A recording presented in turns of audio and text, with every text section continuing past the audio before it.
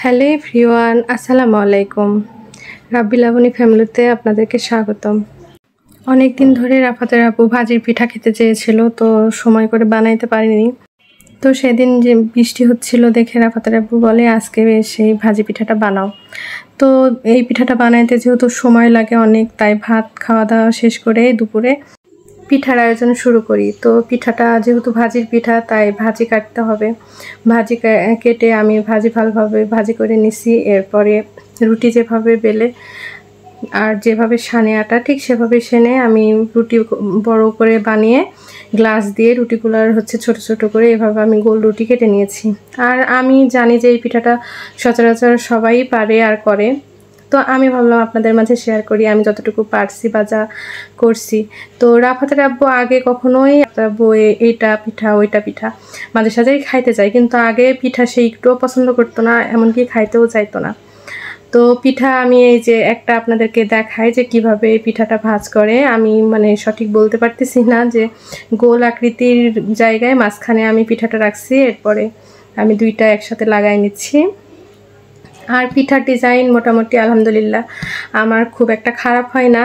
আমার মার বাসার সবাই নাম করে, মা অনেক নাম করে যে আমি এই ভাজি পিঠার ডিজাইনটা একটু ভালো পারি। তো আপনাদের মাঝে আমি চাইলাম যে একটু দেখাই। তো এই যে ভাজির পিঠাগুলা আমি ডিজাইন করতেছি একটার সাথে। আর আমি সঠিক বলতে পারতেছি না যে এটা কীভাবে কেমন করে বুঝাইলে আপনারা বুঝবেন। এই ডিজাইনটা অনেকেই পারে, আবার অনেকেই পারে না। তো এরপরে সব একে একে আমি করে ফেলছি পিঠা, আর রাফাতের আব্বু অপেক্ষা করতেছে। আর এই পিঠাটা আমার ছোট ছেলেরও ভীষণ পছন্দ, রাফাতেরও পছন্দ। তো রাফাত আবার বেশি পছন্দ করে মিষ্টির পিঠাটা, সুজির পিঠা। এই সুজির পিঠা কাঁচা করে আমার মা ডিপে রাখছিল, আবার এমনকি আমার বাসাতেও আছে। তো মিষ্টি পিঠাটা রাফাতের আব্বু খেতে চাইছিল না, যার কারণে আমি ডিপ থেকে বের করিনি। আর রায়াত অপেক্ষা করতেছে তার ভাজির পিঠা কখন হবে। তো রাফাতের আব্বুর ভীষণ পছন্দ হয়েছে, আর আমার বড়টা চাইছিল যেন আমি সুজির একটু পিঠা করি। তো আমার কেন জানি আলসামির কারণে আমিও ডিপ থেকে বের করিনি, দিয়ে আর ওকে ভেজে দেওয়া হয়নি। তো এই তো আমার ভাজি পিঠাগুলা রেডি করতেছি। অনেক সুন্দর ফুলছিল, আর পিঠাটা খেতেও অনেক মজা হয়েছিল।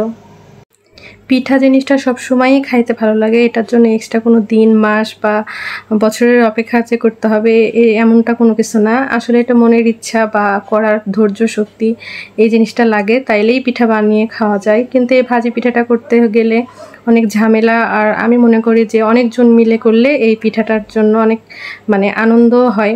তো এই তো আজকের মতো আমাদের ব্লগটি এই পর্যন্তই ছিল। ভালো লাগলে সবাই লাইক কমেন্ট শেয়ার করে পাশে থাকবেন। আসসালামু আলাইকুম।